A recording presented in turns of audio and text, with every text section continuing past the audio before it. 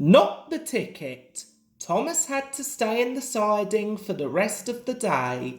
His fire went out and he grew colder and colder. The rain fell more heavily, and what had begun as a splendid day began to turn into a disaster. I wish I was in my nice warm shed, he said to himself miserably. At last the inspector returned. Cheer up, Thomas, he said. You'll be at the museum tomorrow, and they have promised to mend your front end in their workshop. Thank you, sir, said Thomas, but if I can't run on rails, how can I get there? It's all fixed, replied the inspector cheerfully. A lorry is coming for you in the morning. Thomas was horrified.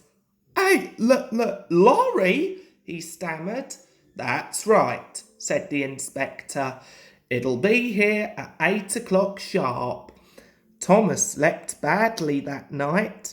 He kept wondering what Gordon, Henry and James would say if they knew he had finished his journey on a lorry. He almost thought he could hear them laughing. Next morning, the driver and fireman came early. A diesel shunter came to push Thomas out of his siding and along towards the road, where they found the lorry waiting. A steel cable was fastened to his coupling. The lorry driver started a winch, and in no time at all, it seemed, Thomas was perched on the lorry. How undignified, he thought, but he found as they went along that he had a marvellous view of the countryside and time to enjoy it too. But Thomas soon began to feel bored. At last, houses began to appear on either side of the road. Perhaps this is York, thought Thomas hopefully.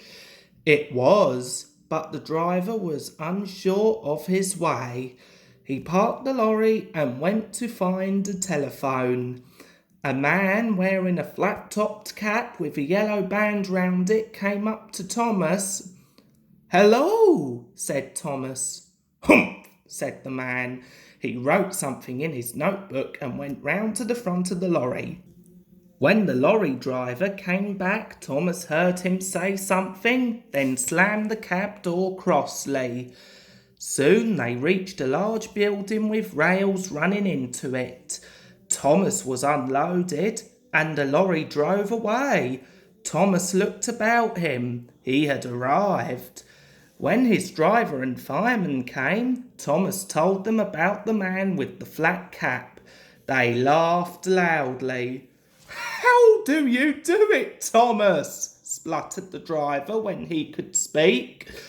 That will make Sir Topham Hatt's day. Thomas booked for parking.